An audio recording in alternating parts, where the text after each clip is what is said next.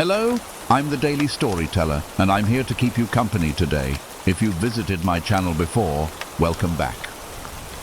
And if this is your first time, I'm so glad to welcome you to the world of stories. I know many of you use these videos to relax or to help fall asleep more easily.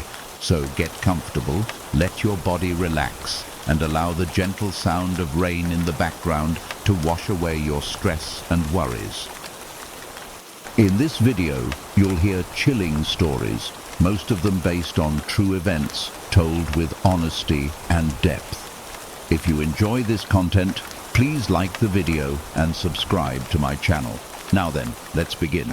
The steady rhythm of rain tapping against the window was a familiar comfort, one I had come to depend on during restless nights. It was a melody older than memory, simple yet profound. A lullaby whispered by the skies themselves. I crafted my own rain sounds, a subtle blend tailored to ease the mind's unrest. If you struggle to find peace in the dark, perhaps you'll find solace in this story I am about to share. For as long as I can remember, creatures of myth and shadow have fascinated me. Cryptids, beings relegated to folklore, dismissed by science, yet stubbornly haunting the fringes of our reality. Bigfoot roaming dense forests, the elusive Loch Ness monster swimming silently beneath cold waters, and countless others woven into the fabric of local legends. These tales captivated my imagination and ignited an obsession to prove the impossible true. My journey recently led me to the rugged landscapes of Wales, driven by whispers of the Ananc, a cryptid said to haunt Linier Ananc Lake, near the quaint village of Bwy Coed. The locals spoke of it with reverence and fear, a creature part crocodile, part beaver, preying on the unwary. They warned against swimming in the lake, told stories of those who vanished without a trace. Yet, despite their warnings, their faces held a curious warmth as they directed me to the very shores of the lake. That day, a cold autumn mist wrapped the land like a shroud. Bare branches jutted into the sky like skeletal fingers, and the scent of damp earth and decay clung to the air. The lake itself was unnervingly still, its surface a flawless mirror reflecting the grey, overcast sky.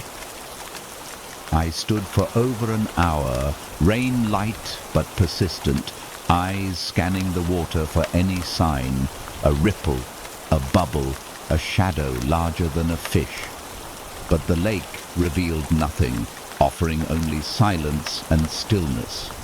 Disappointed yet determined, I raised my camera and snapped a photo. Later, as I reviewed the image, my breath caught in my throat. Near the distant shore, barely visible through the mist, was a dark shape, tall, thin, unmistakably human in form. I looked up, and there he was, a man clad entirely in black, face hidden beneath a thick woolen scarf, standing motionless. He made no sound, did not move, as if rooted to the spot. I lifted my hand in greeting, but he did not respond. Then, with an unnatural fluidity, he bent down and lowered himself onto all fours, vanishing into the surrounding woods with a speed and grace that defied logic. My mind reeled. What had I just witnessed? Seeking answers, I took the photograph into the village pub, sharing my tale with wary patrons. Their laughter at my story quickly faded to silence upon seeing the image. A local warned me to leave at once. On the journey home, the mysterious figure haunted my thoughts. Online, I shared the photo with cryptozoology forums, eager for insight. Responders had never seen anything like it. One message chilled me. 3 children missing near the lake, possibly victims of the creature. I could not dismiss the possibility. That night, my dog's behavior shifted drastically. She barked frantically, scratched at the door, and urinated inside. A rarity for her. She refused her bed downstairs, instead curling at my feet, alert and uneasy. Something was wrong. I made an anonymous tip to local authorities, urging them to search near Linyer Anang. Days later, news broke. Human remains discovered in the woods, confirmed to belong to a missing child. The dark presence lingered. The news of the child's remains sent shockwaves through the village and beyond. The serene lake, once a place of quiet beauty, had become a moor of fear and mystery. I felt the weight of the discovery pressing on my chest, a confirmation that the shadows I had glimpsed were not just figments of imagination. That night, my dog's fearful yelps returned, the atmosphere thick with dread. When I opened the door to investigate, a tuft of thick, spiderweb-like black hair lay wet on the doorstep, glistening in the moonlight. It was unlike anything I had seen before, and it sent a chill racing down my spine. The following days blurred into a fevered haze of restless nights and obsessive research. I scoured folklore archives, scientific journals, and local legends, searching for any mention of a creature matching the shape I had seen. A man-like figure moving on all fours, cloaked in black. But the lake's secrets remained stubbornly silent. The villagers avoided the subject, eyes darting away or clouding with fear whenever I pressed for stories. I learned of other strange happenings, disappearances, strange sounds echoing across the water at night, footprints that appeared and vanished as if swallowed by the earth. It was as though Anang Lake was a gateway to something ancient and malevolent. Determined to uncover the truth, I returned to the lake under the cover of darkness.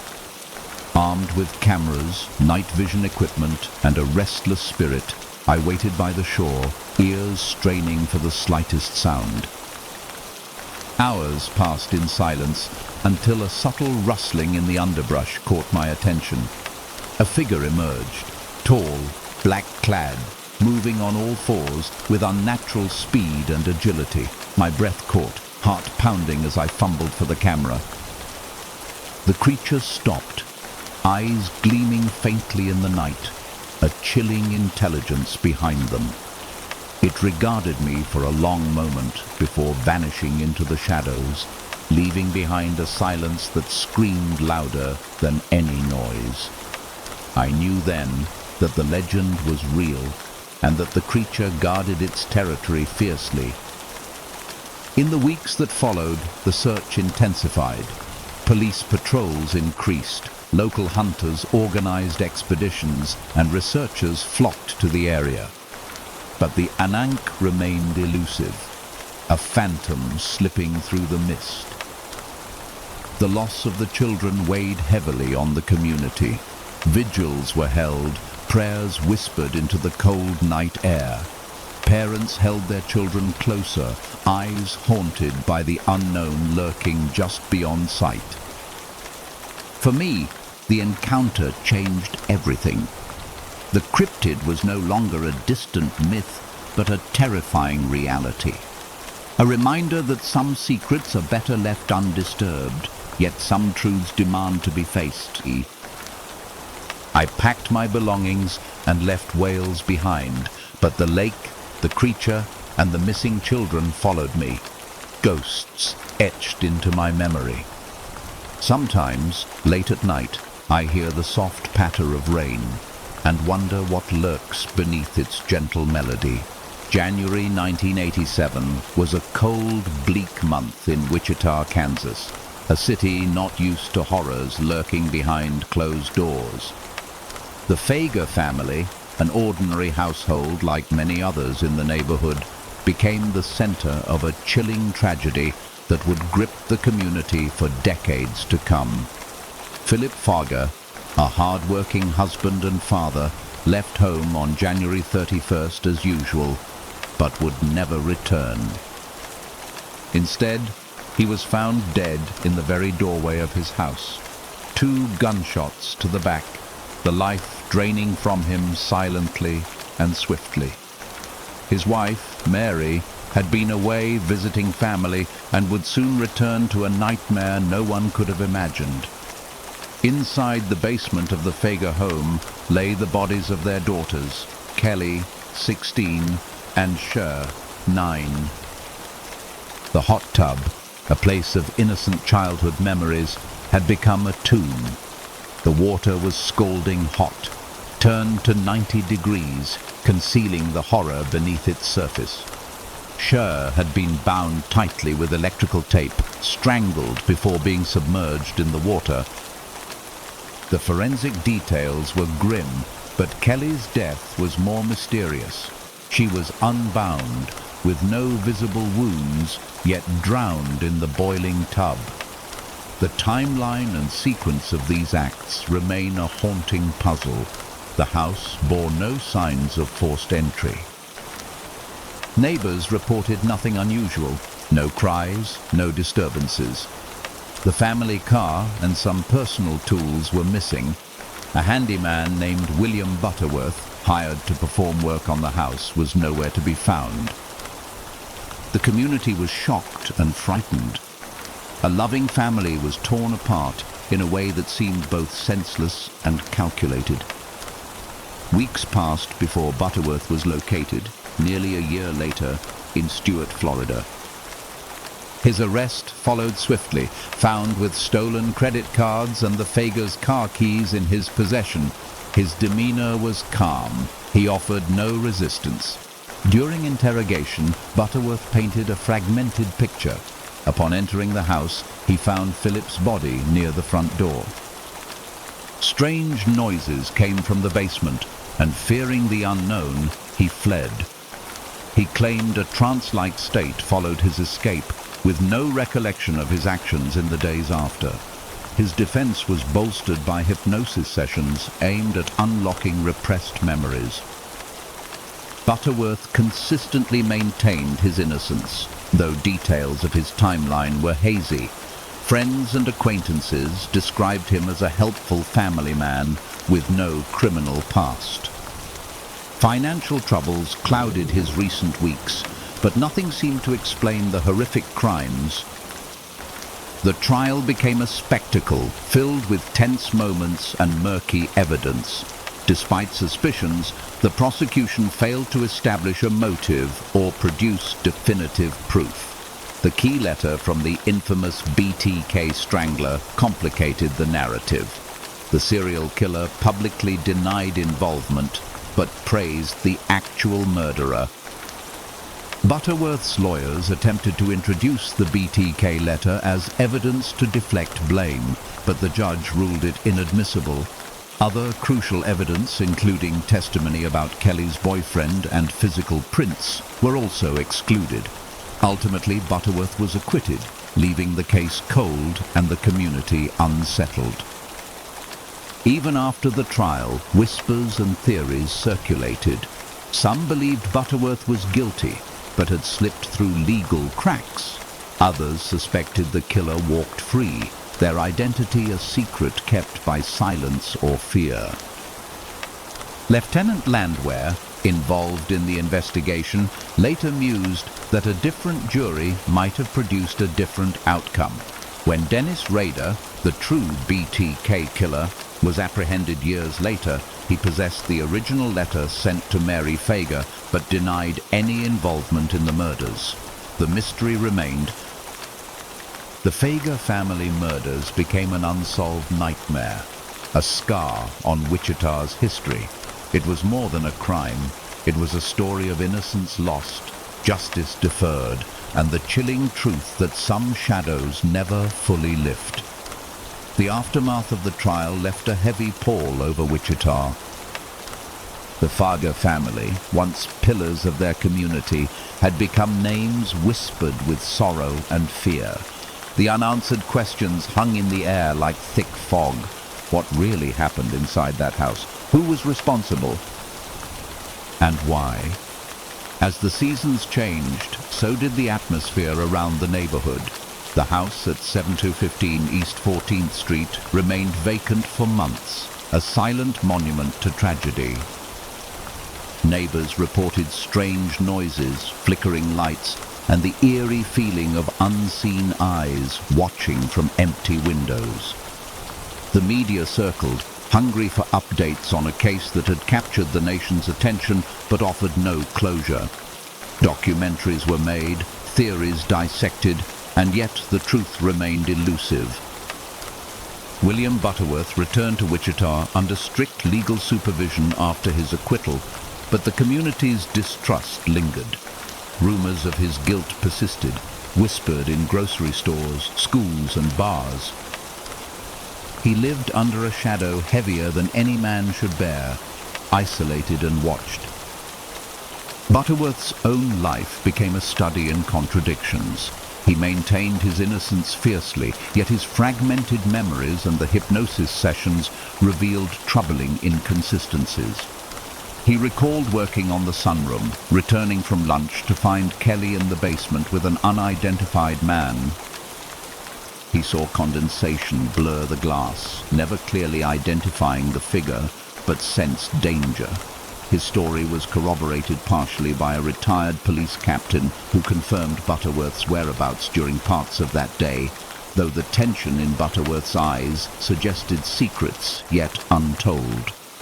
The theory that Butterworth was the killer but fled in panic was compelling yet unproven.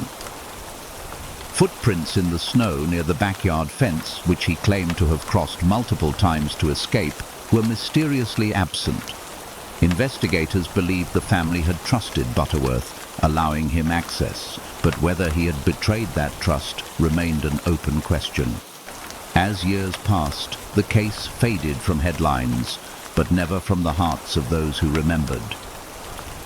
The Fager murders became a cautionary tale, a chilling reminder of how quickly normalcy can unravel into nightmare. Yet the darkness that shrouded the case seemed to deepen with the arrest of Dennis Rader, the BTK strangler. His possession of the original 1988 letter sent to Mary Fager rekindled interest, but his denial of involvement left a void where answers should have been. With no new evidence and no suspects, the investigation grew cold, relegated to files and fading memories.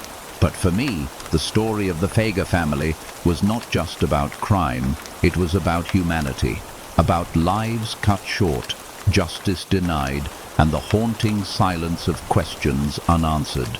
In the quiet moments, I imagined the family's last day, the fear, confusion, and final moments of those lost souls.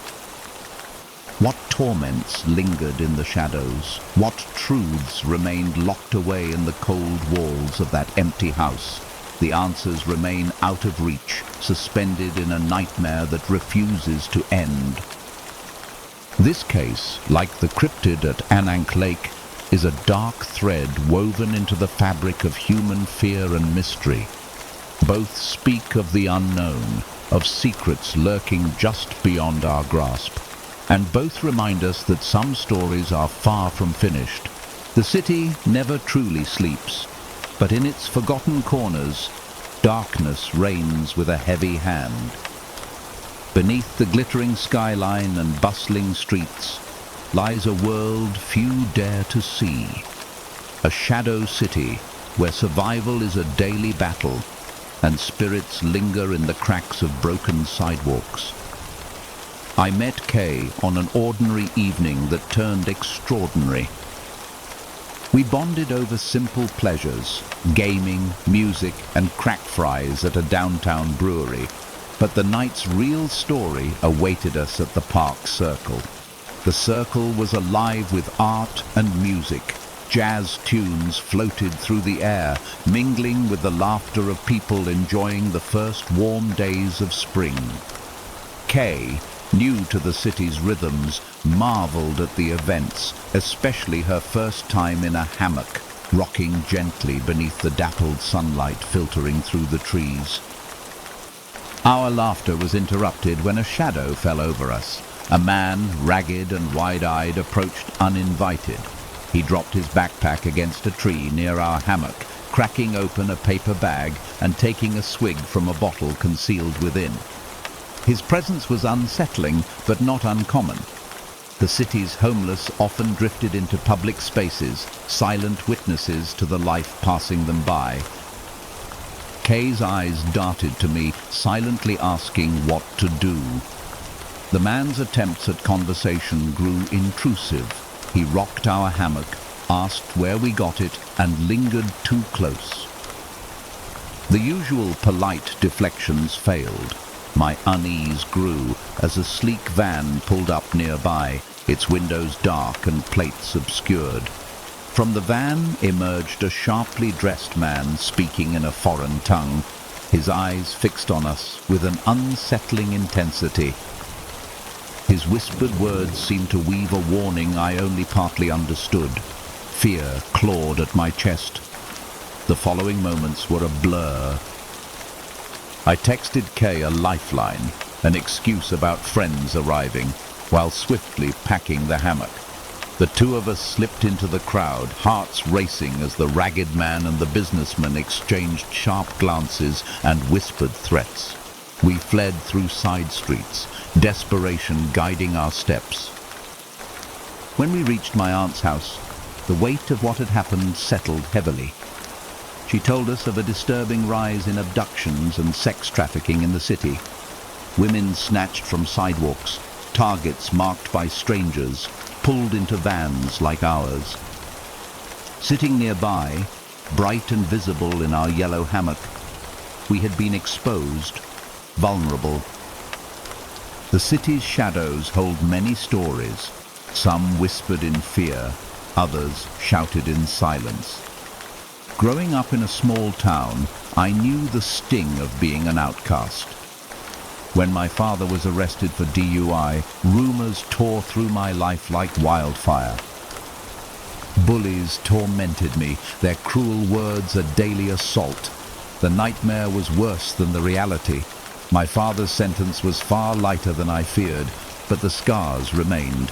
Years later, I left home, seeking refuge in the anonymity of a sprawling city. But safety was elusive. One night, desperation led me to chase a thief who had stolen my wallet. She was young, worn down by life, buying drugs to numb her pain and care for her ailing mother. The city's forgotten, the broken and the desperate gathered in makeshift shelters where hope was scarce. Among them, spirits roamed, not of the dead, but of those battered by life's cruelty. The wraiths, they called them, spectral protectors of those society abandoned. Their presence was both terrifying and strangely comforting. The night deepened, and the city's forgotten corners came alive with murmurs and shadows. Kay and I moved carefully through narrow alleys and broken streets, the weight of unseen eyes heavy upon us. The world we'd glimpsed at the park circle was only a thin veil stretched over a darker reality, a realm where survival wasn't guaranteed and danger lurked behind every flicker of light. Our pursuer, the ragged man who had intruded on our peace, was no mere wanderer. His desperate attempts to connect were underscored by a palpable hunger for belonging, for relief, for escape. The businessman's presence alongside him hinted at darker dealings beneath the city's surface, whispers of power and exploitation cloaked in foreign tongues. As we slipped through the maze of streets, the city's fractured heart beat in strange rhythms.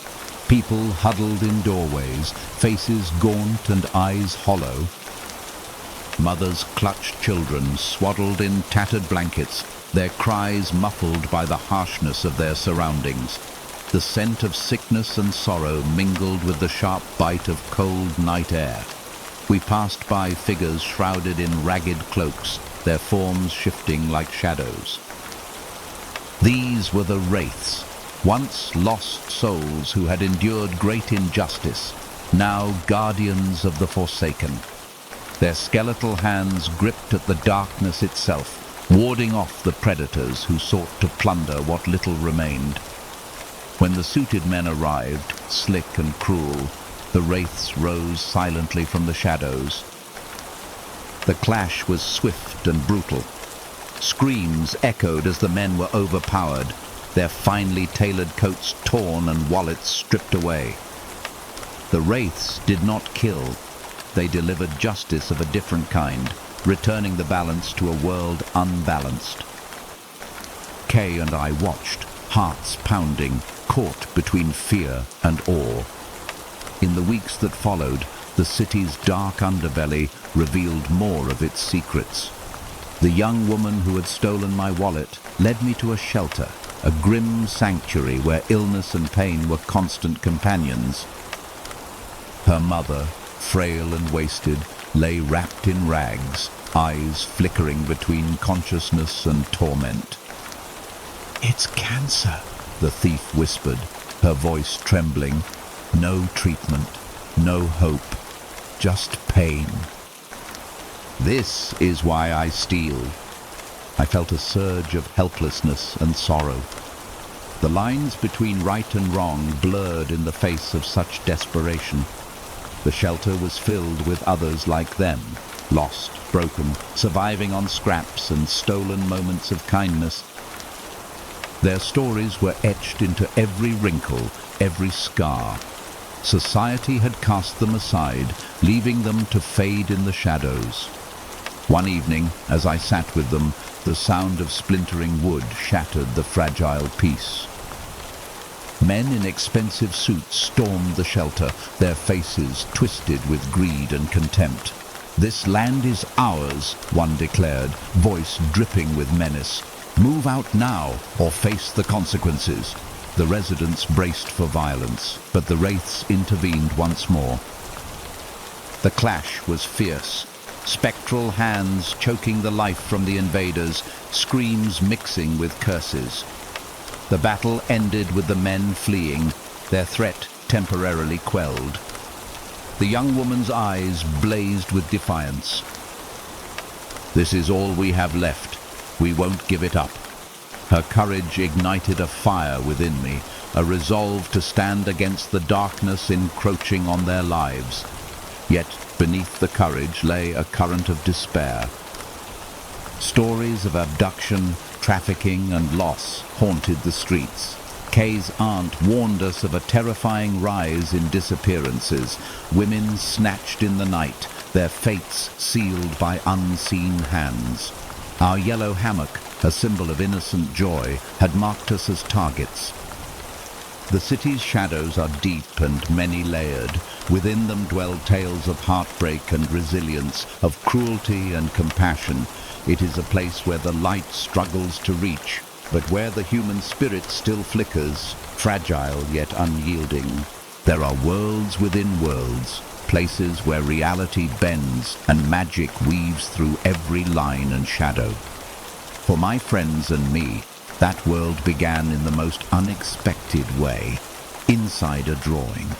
It started innocently enough. Art was a friend, an artist whose creativity bordered on the otherworldly. His drawings were mesmerizing, detailed landscapes that seemed almost alive. But beneath his talent lay a darkness, a desire to create a world where he could control everything, including us. One day, without warning, art's magic turned against us. We were pulled into one of his drawings, trapped within a realm of ink and paper. The world was breathtaking, colors more vivid than anything I'd ever seen, light that danced and shimmered. But it was a prison. We were scattered across this strange land, unsure if the real world even remembered us. Panic set in as we tried to find each other, but the rules of this place were cruel and unpredictable. My friends Nathan, Eddie, and Sean were lost somewhere inside this painted world. I was alone, desperately trying to navigate the shifting streets and strange landscapes. Art himself was trapped too, weak and wounded from his own magic's toll. We were prisoners of his creation, bound by lines and shadows. Desperation pushed us to find a way out. After days of searching, we learned of a secret. If we could touch the drawings of ourselves that art had hidden in his world, we might return to reality. But reaching those drawings meant facing dangers, both magical and real. Art's realm was not empty. Creatures born from his imagination roamed the land, some friendly, others hostile. The skies shifted colors unpredictably. Landscapes warped and twisted like living things. The illusion of beauty was undercut by an ever-present sense of entrapment. Meanwhile, Art's mind wrestled with guilt and pride.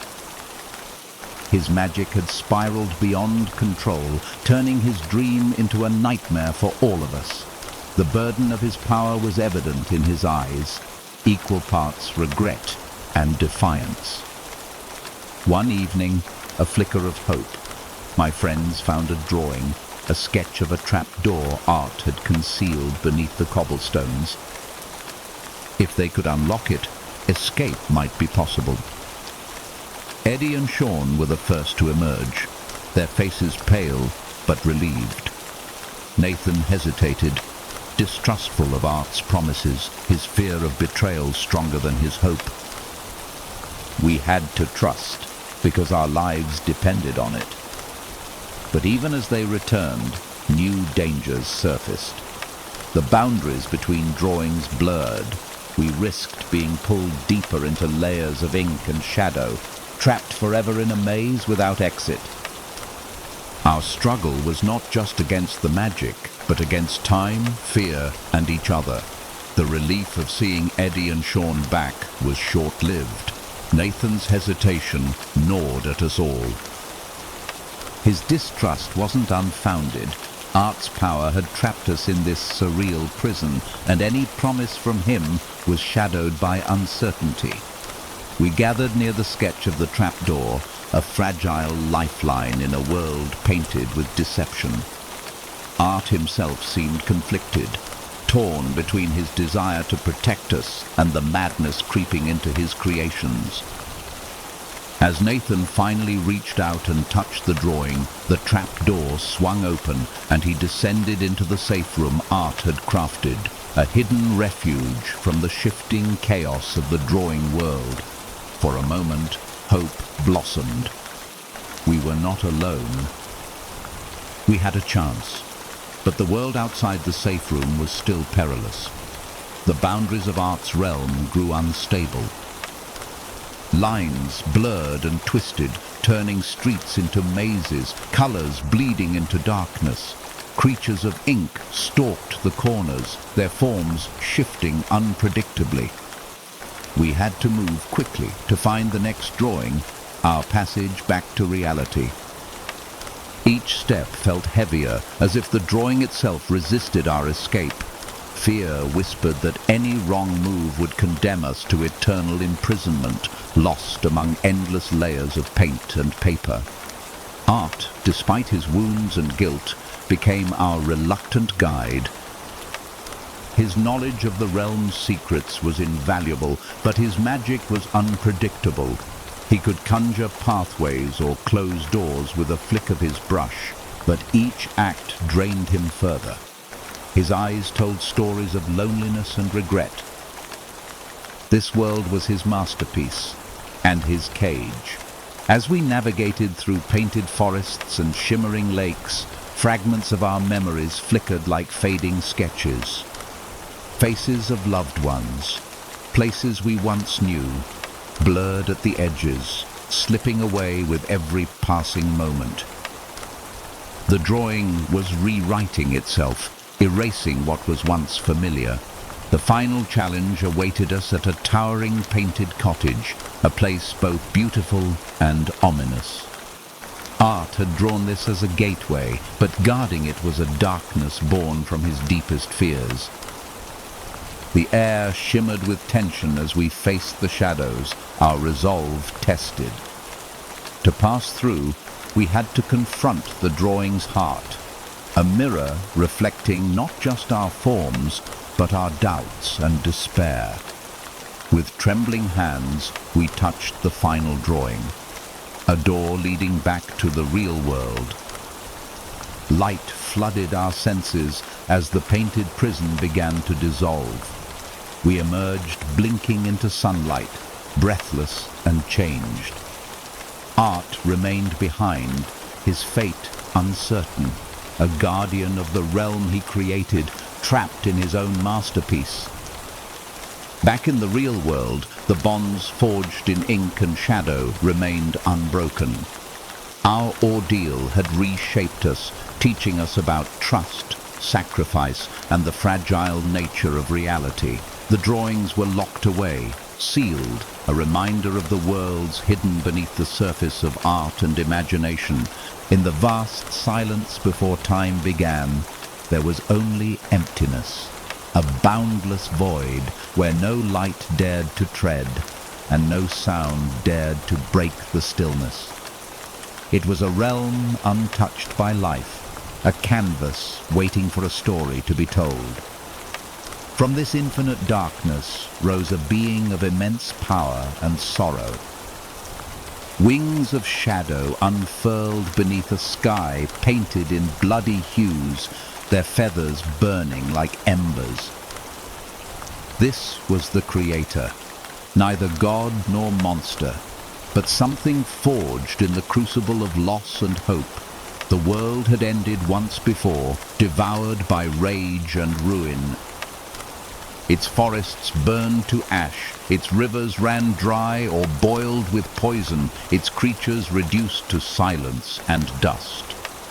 This apocalypse was not an accident, but a wrathful reckoning, a cleansing fire meant to purge corruption and cruelty. But from the ashes, the Creator vowed to rebuild. With every breath, life stirred anew.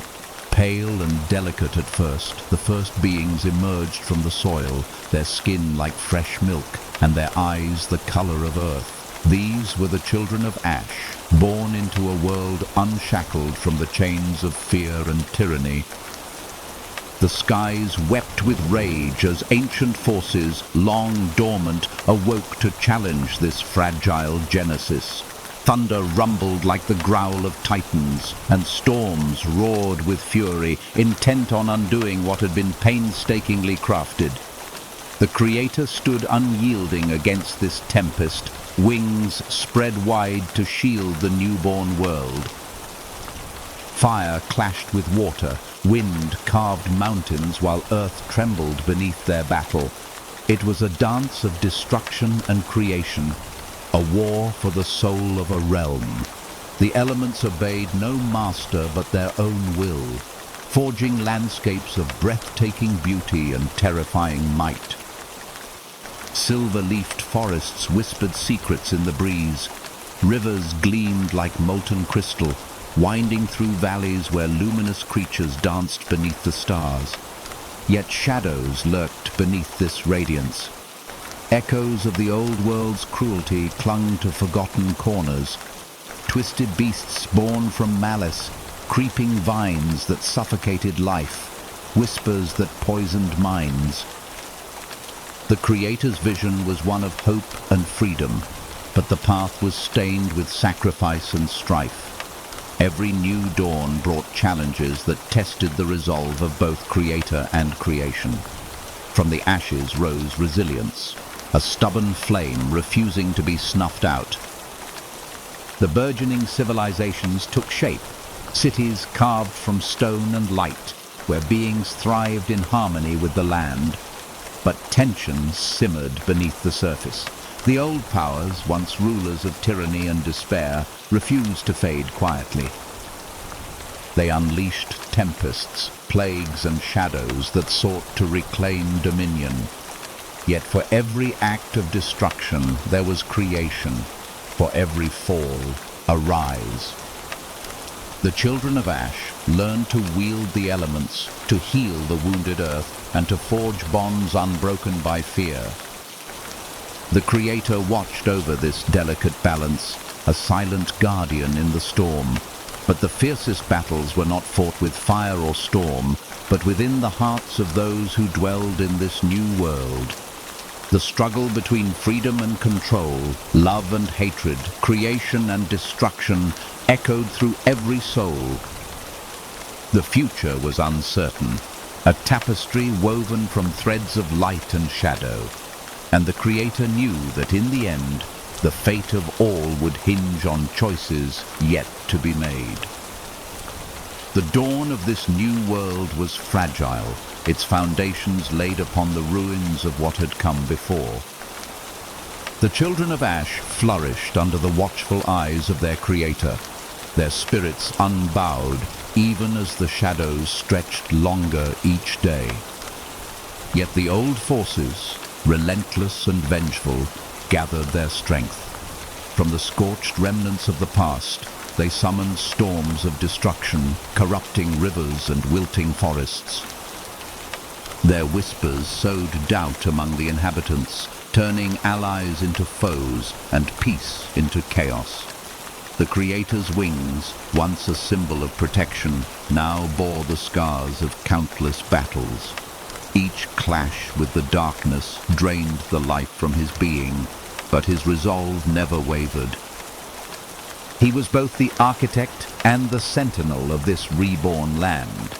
Amidst the turmoil, new heroes arose, beings born of fire and earth, wind and water. They wielded the elements with mastery, their courage kindling hope in the hearts of the oppressed. Their stories became legends whispered by campfires, tales of defiance against the encroaching night. But even heroes could not quell the deeper war raging within. The conflict between creation and destruction was mirrored in the souls of the children of Ash. Temptations of power lured many towards the darkness, promising dominion at a terrible cost. Betrayals shattered trust, and the once united tribes fractured into warring factions. The delicate balance teetered on the edge of ruin, threatening to plunge the world back into the abyss. The Creator mourned the fractures in his vision, the pain of watching his children turn against one another. Yet he understood that free will bore both light and shadow, that creation was an act of faith as much as power. Amidst this chaos, a prophecy emerged, of a chosen one who would restore harmony, uniting the fractured world with a heart pure and strength tempered by compassion. The search for this savior ignited quests and journeys across the diverse lands, through glowing forests, frozen wastelands, and crystalline mountains. The children of Ash faced trials that tested their courage, wisdom, and unity. Bonds forged in fire were challenged by betrayal and loss, but also strengthened by love and sacrifice. The Creator watched silently, knowing that his role was not to dictate fate, but to guide it, to allow the world to grow, stumble, and rise anew. As time flowed like a river reshaping the land, the forces of old and new clashed in cataclysmic battles. The skies blazed with fire and lightning. The earth trembled beneath the fury of warring armies. Yet from the ashes of destruction came renewal. Forests regrew, rivers cleared, and cities rose from the dust, monuments to resilience and hope. The chosen one emerged, not as a conqueror, but as a healer. Their compassion mended wounds old and new, their courage inspiring unity where once was division. The Creator's wings unfurled in a final magnificent gesture, a blessing upon the world reborn, a promise that even in darkness light would endure. And so, from ashes and ruin, a new world was born, imperfect, fragile, but alive with endless possibility. The eternal dance of creation and destruction continued, a cycle as old as time itself, Yet within that cycle, the spark of hope burned eternal, lighting the path for all who dare to dream. Llyn yr Ananc Lake lay nestled deep within the Welsh countryside, surrounded by dense forests whose skeletal branches clawed at the grey, mist-laden sky. Its waters were still, a perfect mirror reflecting the overcast heavens, and beneath its glassy surface, legends whispered of dark secrets and vanished souls. The village of Bwy Coed sat just beyond the lake's edge, a small community steeped in old traditions and wary of the mysteries their home concealed. For generations, the people here spoke in hushed tones of children who wandered too close to the water's edge and never returned. These stories, woven into the fabric of local folklore, were told as warnings, but they bore the weight of unspoken grief. I arrived on a chilly autumn day, the rain falling soft and steady as if mourning the lake's dark past. The air was thick with dampness and decay, carrying the faint scent of moss and rotting leaves. The bare trees surrounding the lake stretched their twisted limbs like grasping hands, casting long shadows that seemed to ripple with unseen movement. My purpose was both simple and daunting: to uncover the truth behind the disappearances that had plagued this place for decades, to give voice to those silenced, and perhaps to find answers where others had found only fear. The villagers were cautious. Their eyes held memories too painful to share openly, and many avoided the topic altogether. But through quiet conversations and careful listening, the outlines of the story emerged. They spoke of the Ananc, a creature neither fully beast nor spirit, lurking beneath the lake's depths. Described as a terrifying hybrid, part crocodile, part beaver, it was said to prey upon the unwary, dragging them beneath the surface to a watery grave. Some insisted the creature was a guardian, punishing those who disrespected the lake. Others feared it was a curse, born of ancient wrongs and restless souls. I spent days by the lake, watching its stillness, listening to the wind as it whispered through the reeds. Occasionally, ripples disturbed the surface, fleeting and unexplained, as if the water itself breathed. On a particularly cold evening, as twilight surrendered to night, I heard something that froze my blood. Faint laughter, soft and distant, carried on the wind. It was the laughter of children, innocent and haunting, echoing across the water. Drawn by the sound, I ventured into the thick woods that hugged the lake's edge. The shadows moved strangely, flickering just beyond my vision. Shapes darted between the trees, too quick and elusive to capture, but undeniably present. The forest felt alive, charged with a presence that blurred the line between this world and another. I set up camp by the lakeshore, determined to stay through the night, despite the growing chill and my own rising unease. As darkness deepened, the whispers began. Soft voices calling names, cries muffled by distance, pleas for remembrance. The temperature dropped sharply, and the weight of unseen eyes bore down on me. An oppressive silence fell, broken only by the occasional ripple or rustle. Then, as if summoned by the night itself, a thick mist rose from the water, swirling and coalescing into ethereal forms. Ghostly children emerged from the fog, their translucent bodies shimmering in the moonlight, their eyes wide with longing and sorrow, fixed upon me, beseeching understanding. They reached out with pale hands, beckoning me to witness their stories, fragments of stolen moments, laughter cut short, innocence claimed by the lake's dark embrace. Visions flooded my mind, children playing by the water's edge, their joy abruptly shattered by unseen forces, desperate screams swallowed beneath the cold depths. Morning light broke the spell, and the apparitions faded like mist. I shared my experience with the villagers, whose faces betrayed a mix of grief and resignation.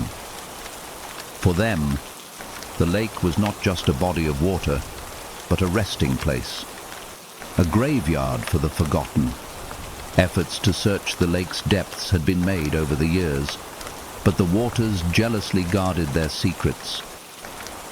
No bodies were ever recovered, no evidence surfaced to confirm the whispered tales, yet the voices endured, carried on the wind, haunting the reeds, woven into the very fabric of the landscape. The lost children of Linya Anank had become whispers, shadows that refused to fade. Days turned into restless nights as the haunting lingered. The village of Bui Coed seemed to breathe with a collective sorrow, each resident carrying memories etched with loss and unanswered questions. The children who vanished were not just names, but shadows woven into the very soul of the community.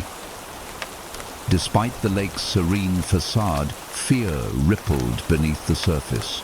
Parents gripped their children tightly, eyes darting nervously toward the water's edge. Festivals, once filled with laughter, had quieted, replaced by whispered prayers and candle-lit vigils. My own nights were restless, haunted by the visions that refused to leave me. The translucent faces of the lost children appeared in dreams, their silent pleas echoing in the dark corners of my mind. One evening, as a dense fog rolled in from the water, I ventured once more to the lake's edge. The mist clung to the trees and wrapped around my legs, blurring the world into a twilight realm. The whispers began again, faint voices calling names, carried on the cold breeze. I closed my eyes and listened, heart pounding. "Help us," they seemed to say. "Remember us." Suddenly, a chill ran down my spine. The water near the shore began to ripple, and from the depths rose a figure, half shadow, half light, a child's form, sorrow etched in every movement. It reached toward me, eyes filled with longing and pain. Frozen, I met the gaze of the apparition. The air thickened with unspoken stories, of lives interrupted, of innocence lost to a darkness no one dared name. The spirit's voice was a whisper in my mind, revealing fragments of the past. Children lured by promises of play and safety, only to be claimed by the lake's unseen hunger. The Anank, the villagers' feared cryptid, was both guardian and predator, a creature born of sorrow and rage. I felt their pain, the weight of centuries of loss pressing upon me. The next day, I returned to the village, sharing what I had witnessed. Some dismissed it as fevered imagination. Others nodded with knowing eyes, their faces pale with fear. Local elders spoke of ancient rites once performed to appease the lake's spirit, rituals forgotten in modern times. They believed the disappearances were a curse, a price paid for forgotten promises and broken oaths. Driven by these revelations, a group of villagers gathered, determined to confront the darkness. They prepared offerings, flowers, candles, prayers, to placate the restless souls. That night, beneath a moon veiled by clouds, the villagers marched to the lake. Their chants rose into the fog, a plea for peace and remembrance. The water stirred, and for a fleeting moment, the faces of the lost children appeared, shimmering in the mist, a fleeting glimpse of hope and sorrow intertwined. As dawn broke, the lake's surface calmed. The whispers faded, replaced by a profound silence, a tentative truce. Though the lake kept its secrets, The villagers found solace in their act of remembrance. The haunting was not banished, but transformed, from a source of fear to a call for memory and respect. The lost children of Lin Yer Anank were no longer forgotten. Their whispers became a song, a testament to lives once lived, forever etched in the mist and waters of the lake. In the heart of a city where time seemed to fold in on itself, forgotten streets twisted beneath crumbling facades and broken windows stared blankly like the eyes of ghosts. Here, the living and the lost shared a fragile existence, their lives woven into a tapestry of shadows and silence. It was in this forgotten place that I first heard the whispered legends of the eyeless guardian, a spectral sentinel who watched over the forsaken souls no one else would remember. The city's underbelly was home to the forgotten, the homeless, the sick, the broken. Men and women whose names had faded from memory, whose stories were erased by poverty and neglect. They found refuge in abandoned buildings and derelict shelters, places where the light of day seldom penetrated, and hope was a fragile thing. Amid this desolation, the wraiths moved unseen, spectral figures draped in tattered rags, their skeletal forms shifting like shadows. They were the spirits of those lost to the streets, bound by anguish and the refusal to forget. These wraiths were protectors and avengers, guardians of the forgotten and the damned. At the center of these spectral sentinels stood the eyeless guardian himself. His figure was imposing, draped in shredded cloaks that fluttered like dark wings in the night breeze. Where eyes should have been, there was only darkness, a void that seemed to absorb every stray ray of light. Yet, despite the absence of sight, his awareness was sharp, his senses reaching into the shadows, guarding those who had no one else to defend them. I first encountered the Guardian on a night thick with fog and despair. The city seemed to hold its breath, waiting for something to break the fragile peace. The wraiths had gathered in a ruined building, their presence both eerie and comforting, an unspoken promise that the forgotten were not alone.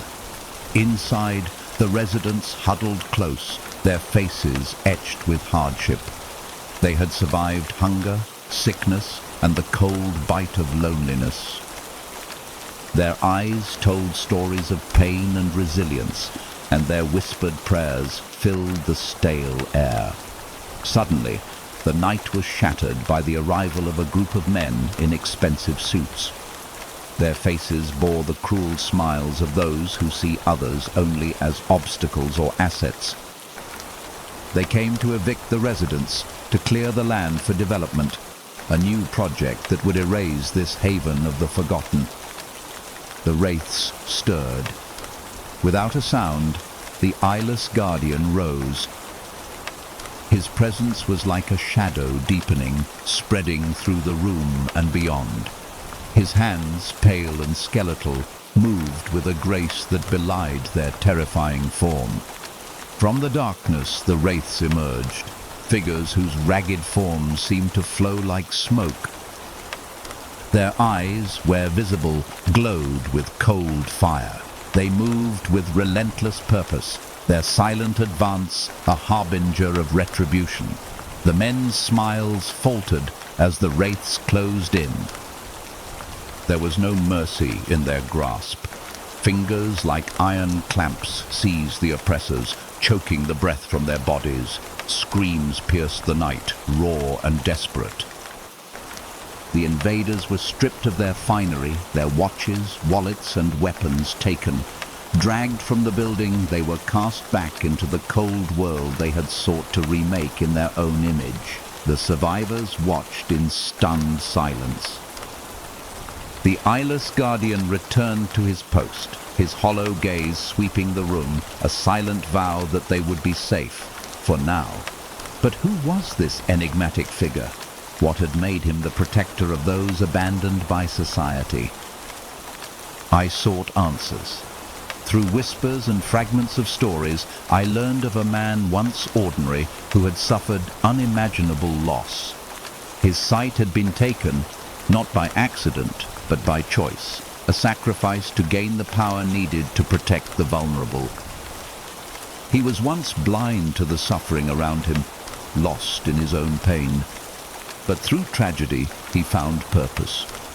Trading his eyes for the ability to see beyond the physical, he became the eyeless guardian, a sentinel whose vision pierced the veil between worlds. His journey was one of darkness and redemption, a testament to the resilience of the human spirit. One evening I found him standing beneath broken streetlights, his form a silhouette against the crumbling cityscape. Though his face was a void, there was a quiet strength in his stance. We spoke without words. In the silence, I understood his burden, the loneliness of watching over those forgotten, the pain of sacrifice, and the hope that even in darkness, light could be found. The eyeless guardian was more than a myth. He was a symbol of protection, of memory, and of the enduring power of compassion in a world that often forgets. The nights grew darker, yet the eyeless guardian remained vigilant. Though his eyes were absent, his perception transcended mortal senses. He moved silently through the labyrinth of ruined streets and abandoned buildings, a spectre unseen by most, but deeply felt by those he protected. The wraiths, his spectral legion, whispered warnings to those who dared threaten the forgotten. They were justice incarnate, neither cruel nor kind, but inevitable. One night, as a cold wind howled through the skeletal city, a new threat emerged. Men in tailored suits returned, this time with weapons and more ruthless intent. Their mission was clear: to wipe out the homeless and clear the ruins for development, no matter the cost. The eyeless guardian stood at the forefront, his presence a dark flame amidst the chaos. As the invaders advanced, the wraiths materialized from shadows and corners, their forms flickering like smoke yet solid as bone. Their skeletal hands grasped at the aggressors, silencing their shouts and stripping them of their arrogance. The battle was brutal but swift. The city's forgotten fought back not with weapons, but with relentless will and otherworldly power. When dawn broke, the ruins were silent once more, save for the heavy breathing of those who survived. The eyeless guardian surveyed the scene, a grim sentinel ensuring peace had been restored, at least for now. In the quiet aftermath, I sought to understand the man behind the myth. The Guardian's story unfolded slowly, pieced together through encounters and whispered tales. Once a man named Elias, he had been blinded in a tragic incident, an act of violence meant to destroy him, but from his darkness he emerged transformed. He had bargained with forces beyond comprehension, trading his sight for a vision deeper than eyes could see, the ability to perceive suffering and injustice in all its forms. His sacrifice was immense. He could no longer experience the world as others did, but he became the eyes for those without hope. Elias's humanity remained intact beneath the spectral guise. He remembered love lost, dreams shattered, and a family he could no longer protect. These memories fueled his resolve. He had wandered the streets, initially lost and broken, until the wraiths found him, kindred spirits bound by pain and purpose. Together, they forged a sanctuary amid the ruins, a place where the forgotten could find refuge and guardianship. Over time, stories of the eyeless guardian spread, whispered among the city's desperate and the curious alike. Some feared him, mistaking his silent vigilance for malevolence. Others revered him as a protector, a dark angel watching over the lost. I stood beside him once beneath a shattered street lamp and saw the world through his senses, the heartbeat of the city's forgotten, the flicker of life in the shadows, the pulse of sorrow and resilience intertwined. His vision was not sight, but understanding. The eyeless guardian is not merely a legend, but a testament to sacrifice, to the enduring spirit that refuses to be broken even in the bleakest darkness. In the forgotten city, beneath broken skies and shattered dreams, he remains, a silent sentinel, the protector of those who have nowhere else to turn. The city hummed with its usual cacophony, distant sirens, chatter spilling from late-night cafes, the constant pulse of life that never truly ceased. Yet, for me, that night felt like slipping into a different realm, one shadowed by desperation and raw survival instincts. It began without warning. A quick, deft movement. A hand brushed past my side, and my wallet vanished before I could react. The thief was gone, swallowed by the crowd like a wisp of smoke. Adrenaline ignited, and I gave chase. The streets twisted and turned, neon signs flickering above like ghostly watchmen.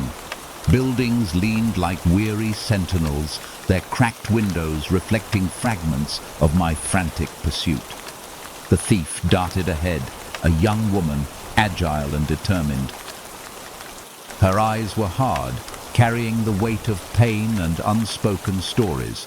She was no ordinary criminal. She was fighting a battle I could barely understand. The chase led us away from the city's heart into its forgotten outskirts, a wasteland where concrete lay broken, twisted rebar clawed at the sky, and silence reigned heavy and oppressive. The ground was uneven, scattered with shards of glass and debris that crunched underfoot.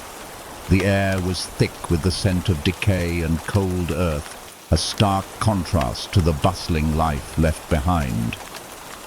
Despite the hazards, the woman moved with practiced grace, weaving through obstacles as if they were mere illusions.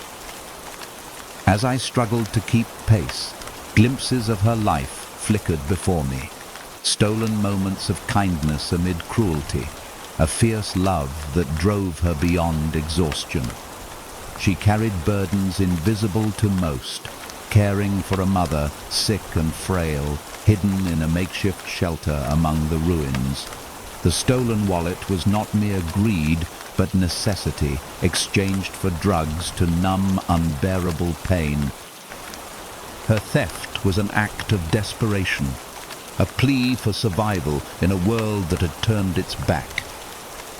In the shadow of a collapsed building, I saw the community she belonged to, faces etched with hardship, but eyes flickering with defiance. Men, women, and children huddled close, sharing warmth and scraps, forming bonds forged in adversity. This was a world hidden from the city's gleaming streets, a realm where rules bent to the will of survival.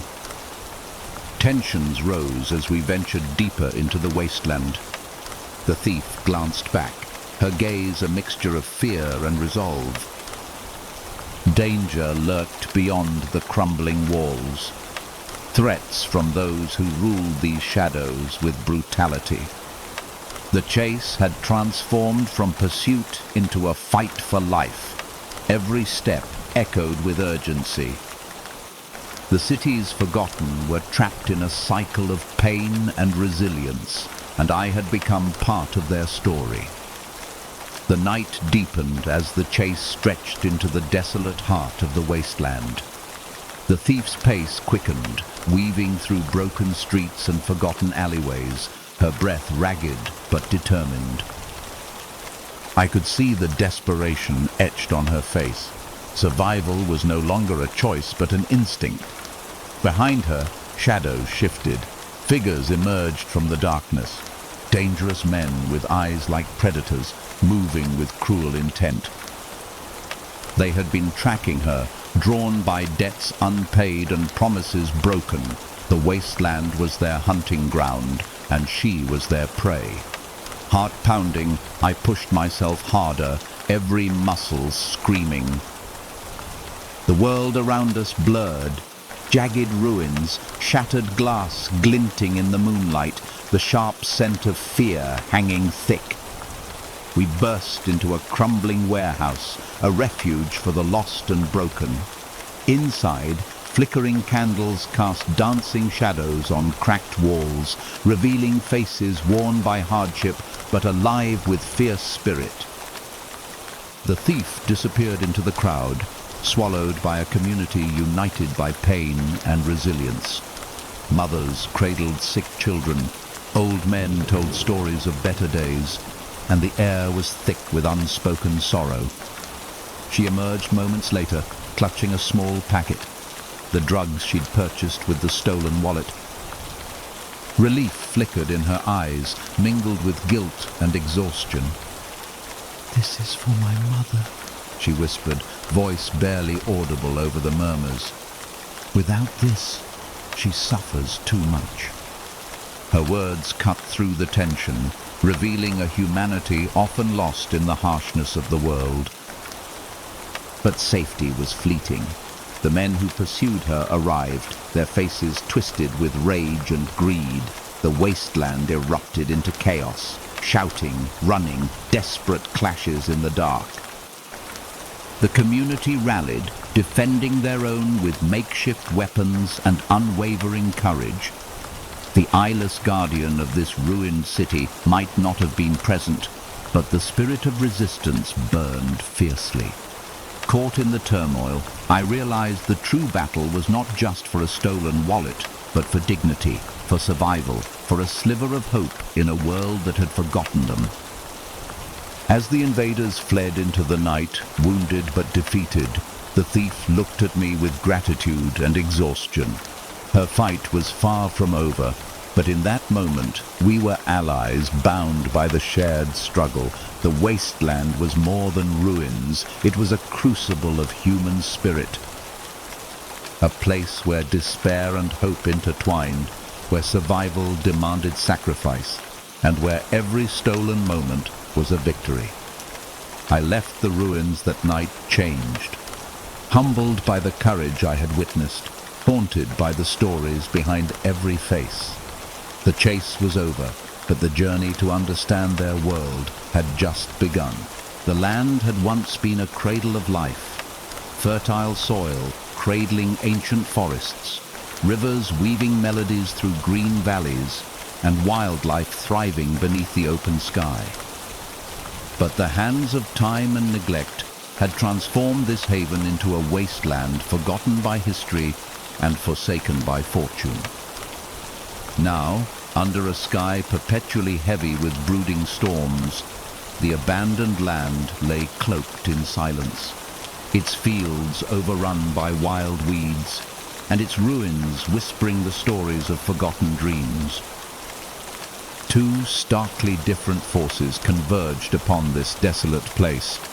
On one side stood the desperate souls who had been cast aside, outcasts, wanderers, and the broken, who sought refuge here in the shadows of civilization. Their community was a fragile tapestry woven from hardship, resilience, and an unyielding will to survive. Opposing them were men clad in fine cashmere coats and cold smiles, whose vision for the land was measured solely by profit and progress. They saw only opportunity in the ruins, a blank canvas for development, indifferent to the lives tethered to this forsaken earth. Among the community's reluctant leaders was Lyra, a young woman whose spirit burned like a beacon amidst the encroaching darkness. Scarred by loss and betrayal, yet unbroken, she embodied the fierce hope of her people. Lyra's voice rose above the murmurs of despair, rallying her people with words steeped in courage and determination. She knew the stakes. Surrender meant more than losing land. It meant erasing history, dignity, and the fragile dreams of those who called this place home. One storm-laden evening, as rain lashed the broken streets and thunder roared like a beast awakened, the invaders came. Their arrival was marked not by subtlety, but by overwhelming force. Their polished vehicles cut through the mud, and their steps echoed like a death march on the cracked pavement.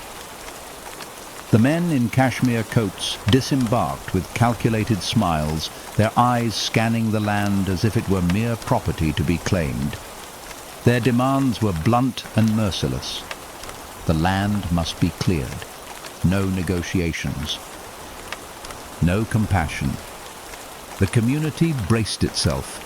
Fires were lit, flickering beacons of resistance, and voices raised in defiance echoed through the ruins. The battle for the abandoned land was not just a struggle for territory, but a fight to preserve identity, survival, and the right to exist on their own terms.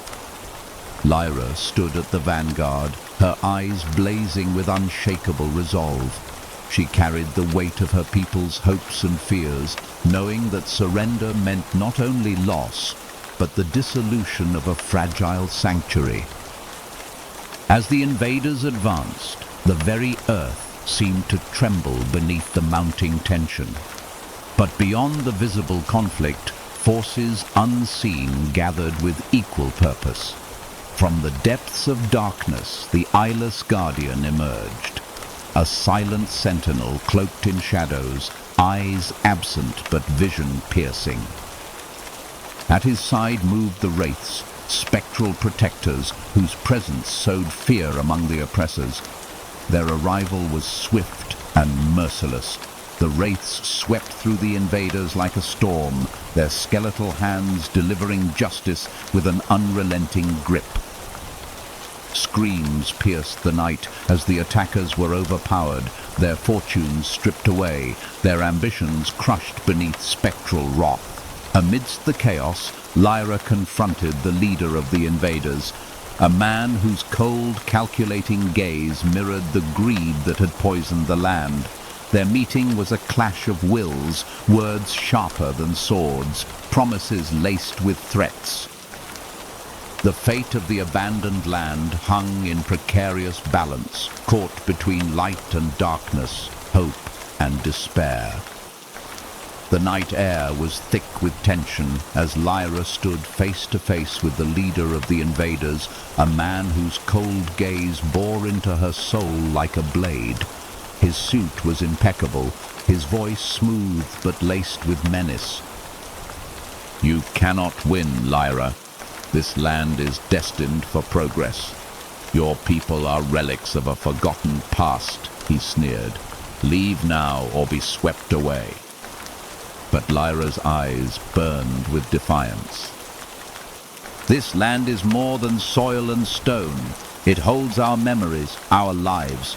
You may have wealth, but you lack heart." Their words clashed like thunder, echoing over the ruined streets. Behind them, the community rallied, a mosaic of weary survivors, standing firm despite fear and exhaustion. Fires flickered in the distance, casting dancing shadows on crumbled walls. Children clung to their parents, elders held on to memories, and all looked to Lyra for strength. The eyeless guardian and the wraiths moved silently through the ranks, their presence a chilling reminder that some forces transcend mortal conflict. The battle erupted with fierce intensity. The invaders struck with brutal efficiency, wielding weapons and threats. But the defenders fought with a desperate courage, wielding makeshift tools and unyielding spirit. The wraiths became shadows of vengeance, their skeletal hands seizing and silencing, turning the tide with spectral fury. The ground trembled beneath the chaos, and the air rang with cries of pain and hope. Amidst the melee, Lyra found herself separated, cornered by the invader leader. Their duel was fierce, not just of fists, but of wills. Each strike was a statement, each parry a refusal to surrender. Lyra's strength came not just from muscle, but from the love of her people and the land she vowed to protect. As dawn broke, the battlefield lay silent but transformed. The invaders retreated, battered and broken, their ambitions thwarted. For now, the community gathered amidst the ruins, bruised but unbroken. Lyra stood among them, a symbol of resilience and hope. The eyeless guardian's hollow gaze met hers, a silent promise that as long as shadows threatened, he would watch and protect. The battle for the abandoned land was far from over, but in that moment, light had pierced the darkness and a fragile peace settled. The land, scarred but alive, whispered of stories yet to come, stories of struggle, survival, and the enduring power of the human spirit. The hospital stood like a fortress of hope amid the city's sprawling chaos, its fluorescent lights a beacon for the sick and wounded.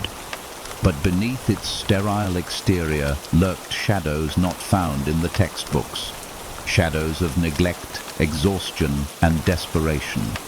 It was nearing midnight when the hospital was suddenly plunged into darkness. The hum of machinery ceased abruptly, plunging patients and staff into a void broken only by the shrill wail of alarms echoing down endless corridors. The emergency room, normally a hive of frantic energy and focused chaos, erupted into panic. Nurses scrambled to secure life support systems, doctors barked orders, and the air thickened with the scent of fear.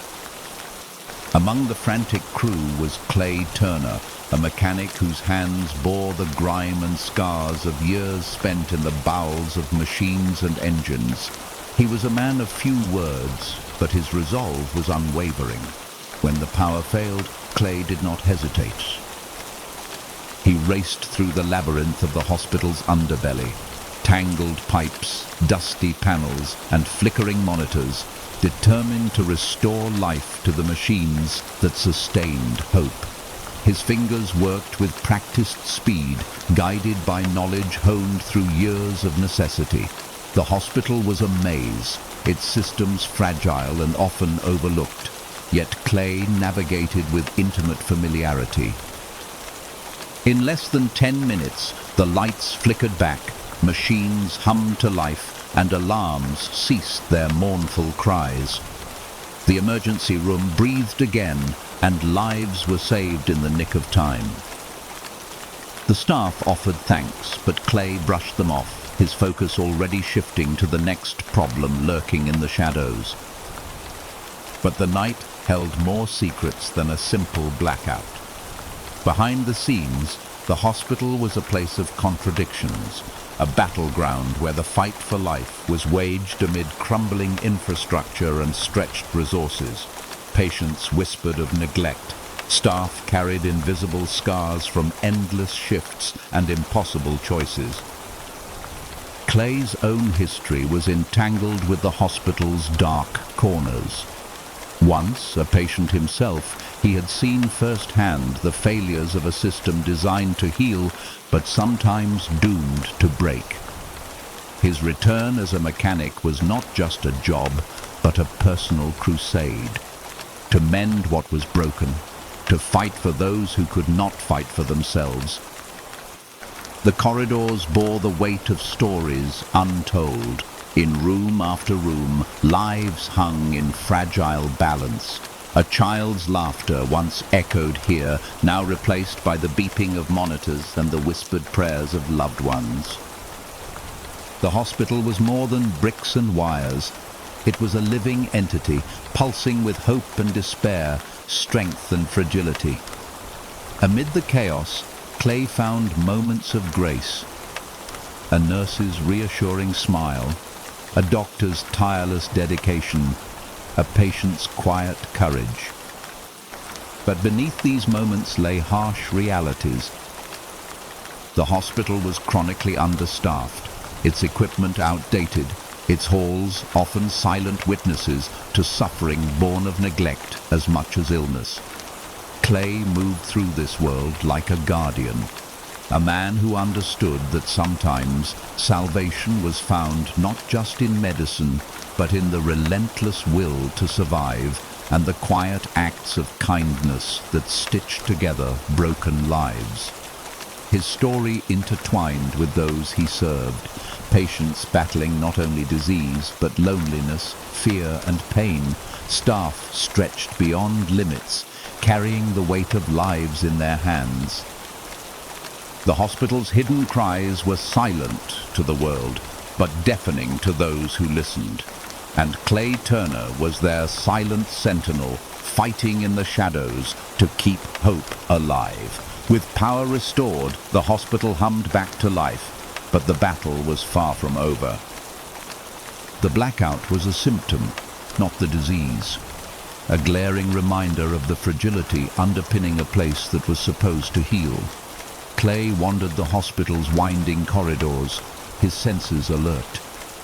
He could feel the weight of exhaustion clinging to the walls, hear the muted cries beneath the beeping monitors, and see the shadows cast by flickering lights struggling to stay alive. He paused outside a pediatric ward where soft sobs pierced the stillness. Inside, a young mother clutched her child, whose fragile breaths were measured by the relentless rhythm of machines. Clay's eyes, though not the eyes he once had, reflected the pain etched on their faces. Behind the sterile facade, stories of neglect simmered quietly. A nurse confessed in a hushed voice to Clay about broken equipment she had patched together with tape and hope. Doctors spoke in exhausted whispers of patients turned away due to overcrowding. Each tale painted a portrait of a hospital stretched thin, a fortress crumbling from within.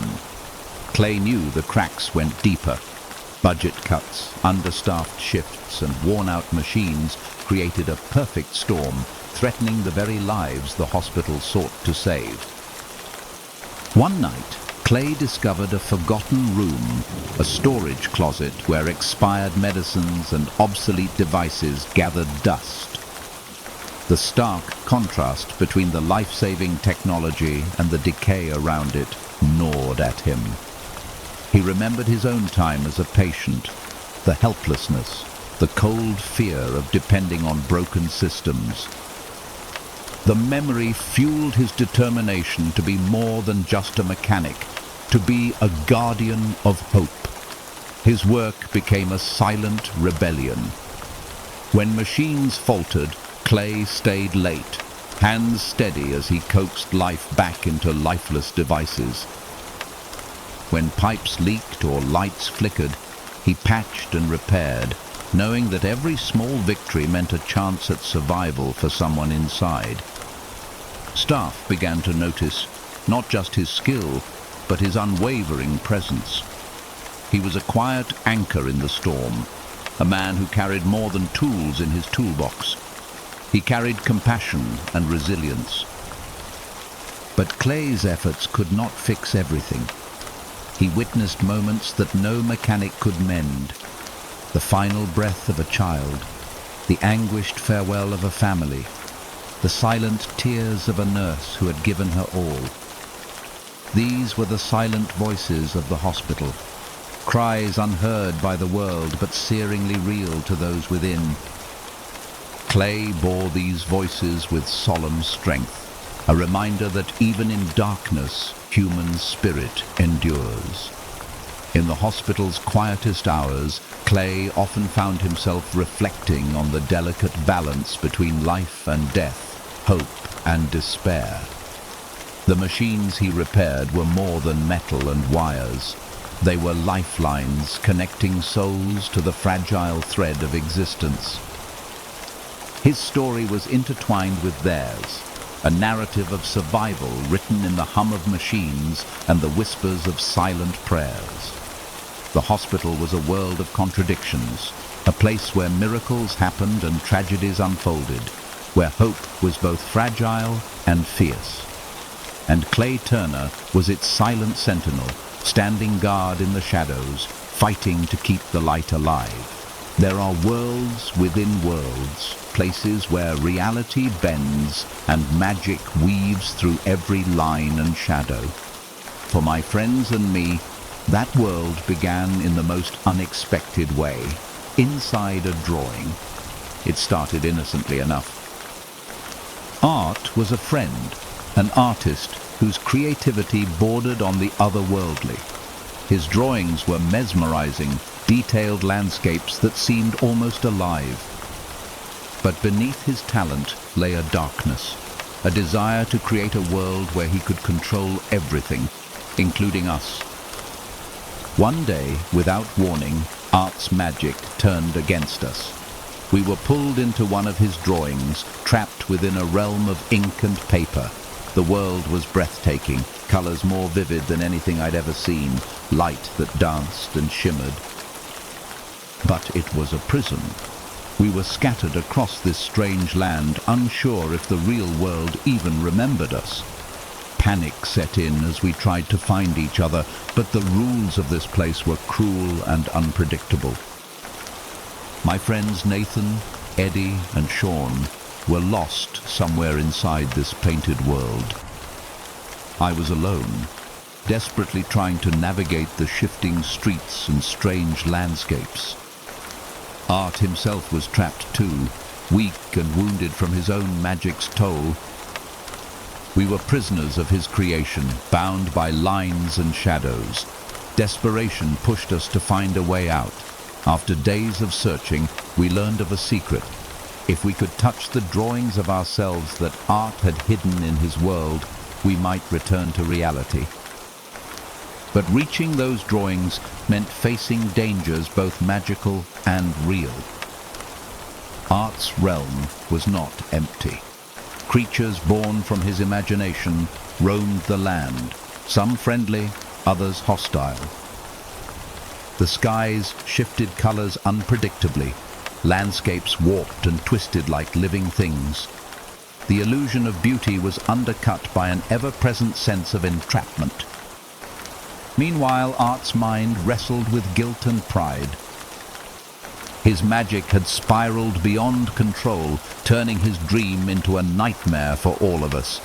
The burden of his power was evident in his eyes, equal parts regret and defiance. One evening, a flicker of hope, my friends found a drawing, a sketch of a trapdoor Art had concealed beneath the cobblestones. If they could unlock it, escape might be possible. Eddie and Sean were the first to emerge, their faces pale but relieved. Nathan hesitated, distrustful of Art's promises, his fear of betrayal stronger than his hope. We had to trust, because our lives depended on it. But even as they returned, new dangers surfaced. The boundaries between drawings blurred. We risked being pulled deeper into layers of ink and shadow, trapped forever in a maze without exit. Our struggle was not just against the magic, but against time, fear, and each other. The relief of seeing Eddie and Sean back was short-lived. Nathan's hesitation gnawed at us all. His distrust wasn't unfounded. Art's power had trapped us in this surreal prison, and any promise from him was shadowed by uncertainty. We gathered near the sketch of the trapdoor, a fragile lifeline in a world painted with deception. Art himself seemed conflicted, torn between his desire to protect us and the madness creeping into his creation. As Nathan finally reached out and touched the drawing, the trapdoor swung open and he descended into the safe room Art had crafted, a hidden refuge from the shifting chaos of the drawing world. For a moment, hope blossomed. We were not alone. We had a chance, but the world outside the safe room was still perilous. The boundaries of Art's realm grew unstable. Lines blurred and twisted, turning streets into mazes, colors bleeding into darkness. Creatures of ink stalked the corners, their forms shifting unpredictably. We had to move quickly to find the next drawing, our passage back to reality.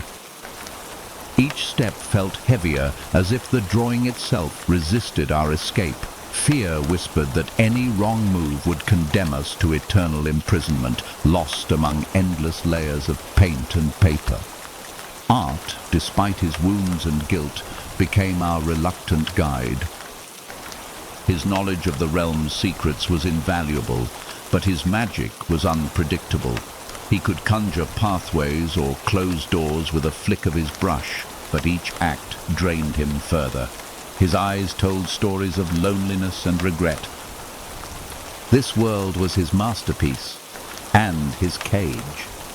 As we navigated through painted forests and shimmering lakes, fragments of our memories flickered like fading sketches. Faces of loved ones, places we once knew, blurred at the edges, slipping away with every passing moment. The drawing was rewriting itself, erasing what was once familiar. The final challenge awaited us at a towering painted cottage, a place both beautiful and ominous. Art had drawn this as a gateway, but guarding it was a darkness born from his deepest fears. The air shimmered with tension as we faced the shadows, our resolve tested. To pass through, we had to confront the drawing's heart, a mirror reflecting not just our forms, but our doubts and despair. With trembling hands, we touched the final drawing, a door leading back to the real world. Light flooded our senses as the painted prison began to dissolve. We emerged blinking into sunlight, breathless and changed. Art remained behind, his fate uncertain, a guardian of the realm he created, trapped in his own masterpiece. Back in the real world, the bonds forged in ink and shadow remained unbroken. Our ordeal had reshaped us, teaching us about trust, sacrifice, and the fragile nature of reality. The drawings were locked away, sealed, a reminder of the worlds hidden beneath the surface of art and imagination. Beneath the ashen red sky, the world had withered into a barren wasteland. Once vibrant fields now stretched into desolation, and rivers that sang lullabies had dried to whispers of memory. The very air hung heavy with sorrow and silence, broken only by the distant howl of a restless wind. Amidst this forsaken land wandered a solitary figure, a maiden whose beauty was as haunting as the twilight, her breath shallow, each inhale a struggle against the weight of an ancient curse. Her eyes, deep pools of sorrow, carried the collective grief of a world undone. She was the last scion of a noble line, the bearer of a testament etched not in ink or stone, but in the scars upon her soul and the very fabric of the broken earth beneath her feet. Her story was woven from threads of love and loss, betrayal and redemption, a tapestry stained by the blood of kin and the ashes of shattered dreams. Born in an era when the skies burned crimson, she had witnessed the devastating wrath unleashed upon her people, a punishment both cruel and unyielding. The curse was a legacy of hubris, a reckoning for sins unatoned, a shadow cast long over generations. The scarlet sky itself was said to bleed as a sign of their fall from grace, a celestial lament for a world lost. The maiden vowed to carry the memories of the fallen, to be the living testament to their fate. Her journey was one marked by solitude and sacrifice, traversing the remnants of a world that had forsaken hope. Her footsteps traced paths through ruined cities and silent forests, where the echoes of laughter and life had been replaced by the whispers of ghosts. In her travels, she encountered remnants of humanity, weary souls clinging to the last vestiges of life, their eyes hollow yet flickering with fragile hope. To them, she was both a reminder of the past and a symbol of resilience. Yet beneath her serene exterior lay a tempest of grief and determination. She bore the weight of her people's sins and the heavy burden of their survival. Her final testament was a lament, a song woven with threads of forgiveness and warning. She called out to those who might hear, imploring them to remember, to learn, and to break the cycle of destruction. Her words drifted on the wind, haunting melodies that stirred hearts and awakened souls from their slumber. Amid the ruins, a child cried, fragile and innocent, its voice a flickering light in the encroaching darkness. The maiden's sorrow became intertwined with this child's fate, a beacon of hope and renewal. As the scarlet sky wept its last tears, the maiden's spirit rose, becoming a silent guardian over the land's fragile rebirth. Her testament was not an end, but a beginning, a call to rise from ashes and forge a new path bathed in light. The maiden's spirit lingered over the desolate land, a silent sentinel amidst ruins and memories. Her presence was a balm to the fractured earth, a gentle reminder that even in the deepest darkness there remained a flicker of light. She watched as new shoots pushed through the cracked soil, fragile green tendrils defying the curse that had long claimed this world. The rivers began to murmur again, carrying whispers of renewal downstream. But the curse was not so easily broken. Shadows lingered in the corners, remnants of wrath and despair that sought to reclaim their hold. The scarlet sky still bled in moments of rage, a warning that the past's sins would not fade without reckoning. Amidst the rebirth, a group of survivors emerged, people bound not by blood, but by shared resolve. They were the inheritors of the maiden's testament, charged with rebuilding a world fractured by hatred and neglect. Led by a young man named Cale, whose heart carried the maiden's fierce spirit, they ventured into the wasteland, gathering hope and strength. Each step forward was an act of defiance against the darkness that sought to consume them. Their journey was perilous, marked by trials that tested their courage and unity. Yet through hardship, bonds were forged. Friendships blossomed amid ruins, and laughter began to echo where silence had reigned. Cale carried with him a relic, a fragment of the maiden's testament, a scroll inscribed with her final words and prayers. It was a beacon, a guide to those willing to listen and learn. The scroll spoke of forgiveness, of breaking cycles, and of embracing the light even when shadows threatened to overwhelm. It called for a new beginning, one rooted in compassion, understanding, and the courage to heal. As the survivors toiled to reclaim the land, they faced opposition. Remnants of the old curse manifested in storms, famine, and despair. But each challenge strengthened their resolve. The scarlet sky, once a symbol of doom, gradually softened. Hues of dawn painted the horizon, signaling the slow but certain return of hope. In a final act of devotion, Cale and his companions gathered at the site where the maiden had last walked. They offered prayers, lighting candles that flickered like stars against the twilight. Their voices rose in unison, a chorus of renewal that reached beyond the scarlet sky into realms unseen. The land responded, the earth trembled gently, and from the ashes bloomed flowers of radiant light. The curse was lifted, not by force, but by the enduring spirit of those who chose to remember, to forgive, and to love. The maiden's testament became a legend, a story passed down through generations, a reminder that even in the darkest skies, the promise of dawn endures. There is a place where time seems to stand still, nestled quietly away from the clamor of the modern world. A small town wrapped in the gentle embrace of memory and silence. Its streets, once alive with the laughter of children, now lie empty, cradling the whispers of a past long faded but never forgotten. For those who once called it home, the memories linger like the scent of a familiar summer breeze, warm, comforting, and bittersweet. The sun-dappled afternoons spent chasing fireflies, the quiet corners where secrets were exchanged, and the endless sky stretched above, promising a future painted in the brightest of colors.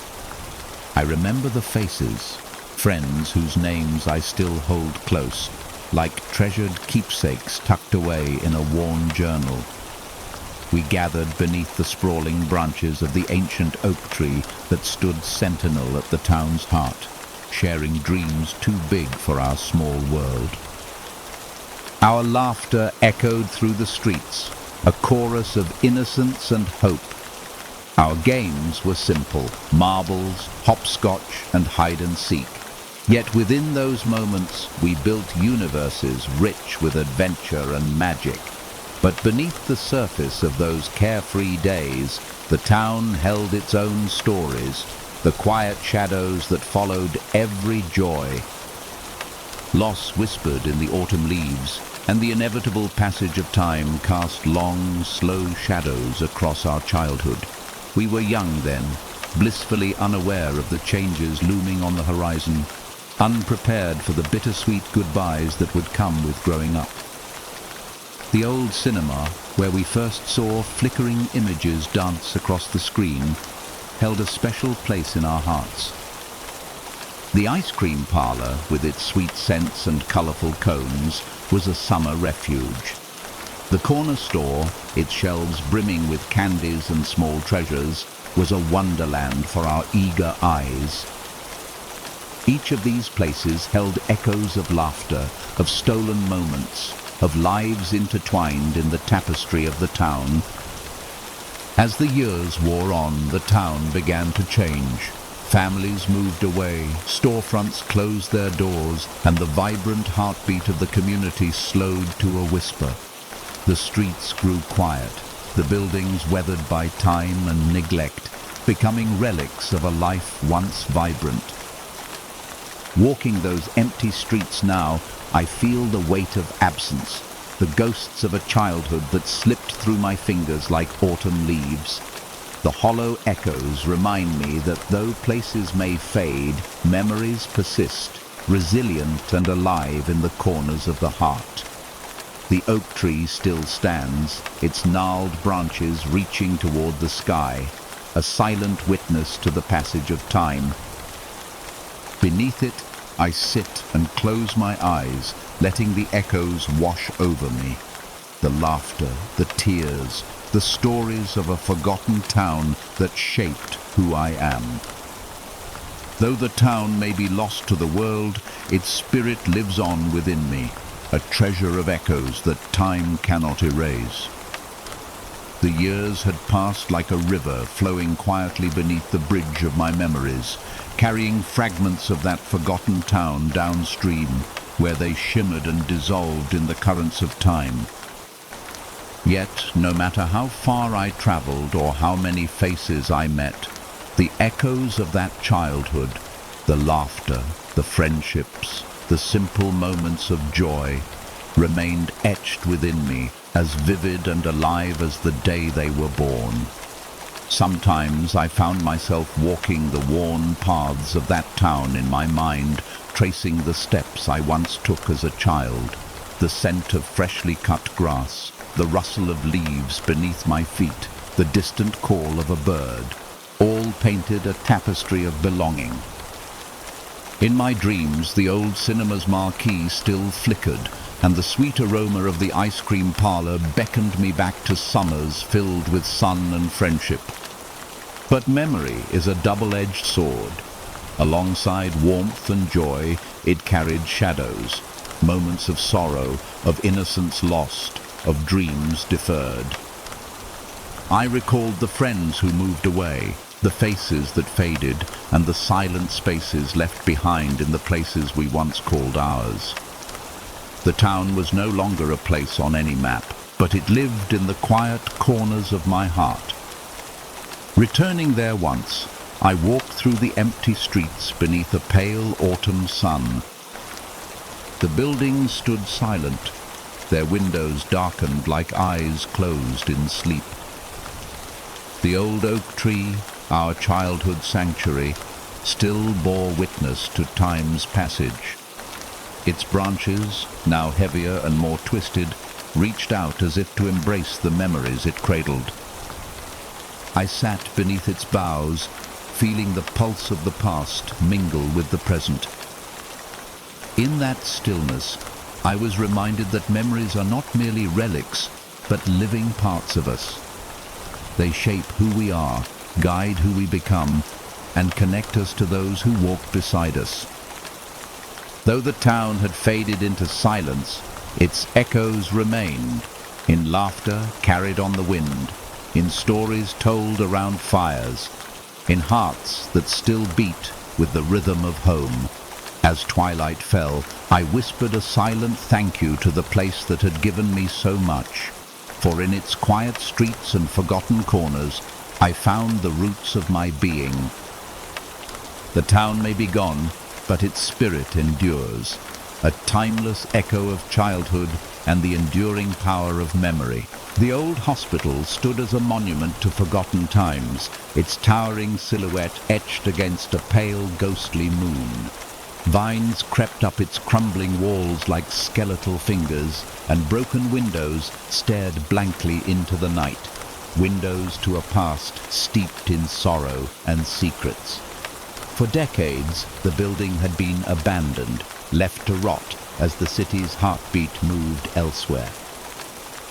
Yet the locals spoke in hushed tones of a presence that lingered, restless spirits trapped within the sterile halls, their voices whispering through the cold wind that wound through shattered corridors.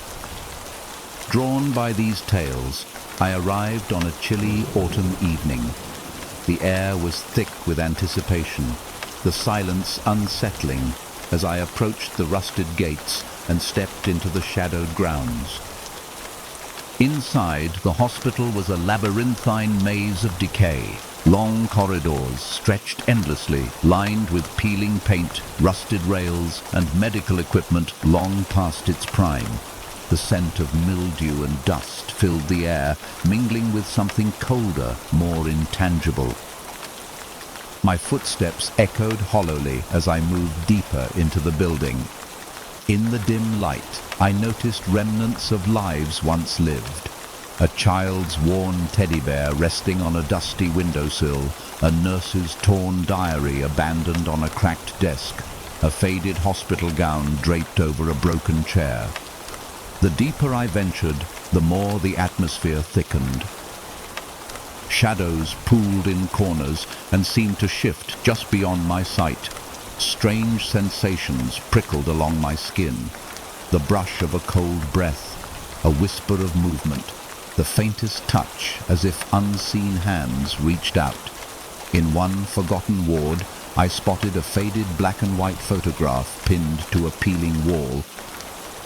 It depicted a group of patients and staff, their faces frozen in time, yet their eyes seemed to follow me with quiet accusation. Then, faintly, a lullaby began to drift through the air. Haunting and sweet, it wound its way through the halls, drawing me further into the hospital's hidden past. Exploring further, I discovered a concealed door leading to an old operating theatre. The room was shrouded in dust and darkness, but the walls seemed to pulse with memories, echoes of pain and hope, despair and healing. On a long abandoned table lay a weathered journal, its leather cracked and pages yellowed. It belonged to a doctor long gone who had chronicled strange events, apparitions glimpsed in the corners of vision, unexplained sounds in the night, and a presence that watched over the ill with a spectral vigilance. As the hours waned, The hospital's dark heart began to beat visibly. Shadows flickered at the edges of my vision, and voices rose in mournful chorus. Spirits emerged, not with menace, but with sorrow. Unfinished stories and interrupted lives seeking acknowledgement. I found myself drawn into their silent cries, a witness to their pain and a bearer of their memories. The line between past and present blurred, and the hospital's whispers became a haunting symphony of the lost. The deeper I delved into the hospital's bowels, the more tangible the presence became, not malevolent, but heavy with grief. Rooms once filled with the sound of healing now echoed with the faintest murmurs of those long gone. The air was thick with memories, and the shadows seemed alive, whispering secrets that time had tried to bury. In the heart of the hospital, I came upon a ward untouched by decay, frozen in a moment, lost to history. Beds lined in perfect rows, their sheets yellowed but neatly folded, as if waiting for patients who would never return. Suddenly, a chill swept through the room, and the faint scent of antiseptic mixed with something else, the unmistakable smell of faded sorrow.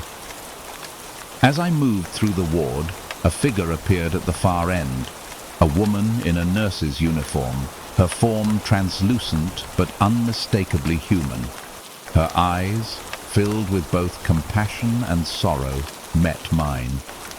She did not speak, but her presence conveyed 1,000 unspoken words, tales of care given and lives lost, of long nights spent comforting the dying, of battles fought in silence. I reached out, but her form dissipated like mist, leaving only a lingering warmth and the faint echo of a lullaby. The journal I had found earlier revealed more of the hospital's haunted past. The doctor who wrote it detailed not only medical cases, but strange occurrences, patients who spoke in voices not their own, apparitions seen only in the darkest hours, and inexplicable healings that defied science. He wrote of a presence he called the Watcher, a guardian spirit bound to the hospital, seeking to protect the fragile line between life and death. That night, as the clock struck midnight, the hospital seemed to breathe with renewed life. Lights flickered erratically, machines pulsed with phantom rhythms, and the walls hummed with an ancient energy. I found myself in the operating theatre once more, where shadows coalesced into figures, doctors and nurses from decades past, moving with purpose and grace. They reenacted moments of care and sacrifice, their faces serene, yet tinged with the pain of memories long held. The experience was both terrifying and beautiful. I realized that the hospital was not merely haunted, but alive with the echoes of compassion and struggle. The spirits were trapped in a liminal space, bound by unfinished stories and the need to be remembered. As dawn approached, the apparitions faded, leaving me alone with the quiet hum of awakening machines. I left the hospital changed, carrying the weight of its stories and the silent cries of its forgotten souls. Their voices, once whispered in shadows, now echoed in my heart, a testament to the enduring human spirit that lingers long after the body fades.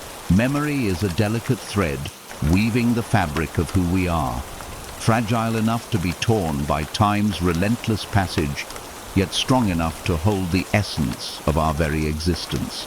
It is both a sanctuary and a prison, a place where joy and sorrow intertwine inextricably. My journey through memory began unexpectedly, sparked by a faded photograph discovered in an old, dust-laden box tucked away in a forgotten corner. The photograph was worn, its edges frayed and colors faded by the years, yet it pulsated with a life all its own. Faces smiled up at me, frozen moments of happiness, laughter caught between the silver grains of the past. Tracing the photograph's worn edges, I felt the gravity of history pressing softly against my fingertips. These images were not mere pictures, they were echoes, resonances of people and places that once shaped my world, now slipping silently into the fog of oblivion. As I delved deeper into this tapestry of forgotten moments, memories unfurled before me like petals of a long-lost flower. Some were vivid, bursting with color and warmth. The sun-dappled afternoons in a childhood garden, the gentle embrace of a mother's love, the carefree laughter of friends gathered beneath an endless summer sky. Others were shadowed and bruised, tinged with the ache of absence and loss, the sting of goodbyes whispered in the twilight, the hollow spaces left by those who vanished too soon. And then there were those memories that eluded me entirely. Fleeting shadows at the edge of consciousness, teasing glimpses that slipped away just as I reached to grasp them, leaving behind only the faintest trace of their existence. Each recollection brought with it a flood of emotions, comfort and pain mingling like intertwined roots beneath the surface of my mind. The past revealed itself as a complex landscape of contradictions, where moments of profound joy were inseparable from the sorrow that followed. I traversed this terrain with cautious reverence, acutely aware that to forget was to lose a fragment of my soul, yet the weight of remembrance sometimes threatened to overwhelm. Amid the fragments, voices whispered to me, faint echoes of conversations long past, the playful laughter of children carried on a summer breeze, songs half remembered from days when the world seemed infinite and unchanging. These voices became guides, leading me through the labyrinth of my own history, illuminating paths both familiar and strange.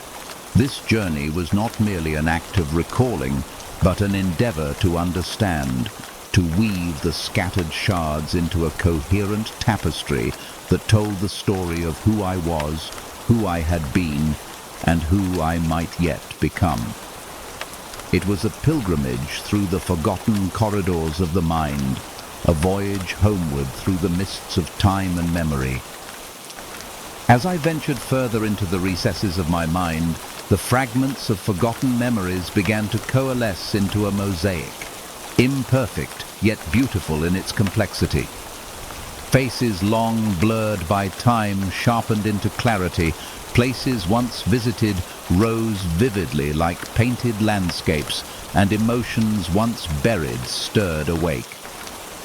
I found myself reliving moments both joyous and painful, the warmth of a grandmother's embrace, the thrill of childhood adventures beneath star-studded skies, the bitter sting of parting ways with cherished friends.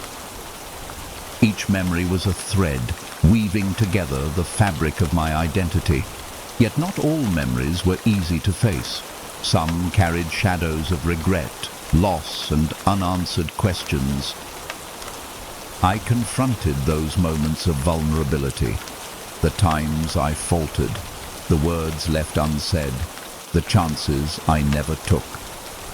They were painful reminders of my humanity, but also the seeds of growth. In embracing these fragments, I began to understand that memory is not static. It evolves with us, shaped by the narratives we choose to tell ourselves. The journey was also one of reconciliation with my past, with the people who shaped me, and ultimately with myself. I learned to forgive the mistakes made in youth and to cherish the lessons carved by hardship. Through this process, the fragments of my forgotten past became not chains binding me, but stepping stones guiding me forward. I realized that the memories I carry are a testament to resilience. They tell stories of love and loss, of hope and despair, and above all, of the enduring human spirit that persists through time. The past, though faded and fragmented, remains an integral part of who I am, a silent companion on my journey through life. As the echoes of childhood and forgotten days faded gently into the present, I felt a profound sense of peace. The journey through memory had not only healed old wounds, but also illuminated the path ahead. I understood that while we cannot reclaim the past, we can honor it by living fully, loving deeply, and remembering always. The fragments of the forgotten, once scattered and elusive, had become a map, leading me home, to myself, and to the endless possibilities of tomorrow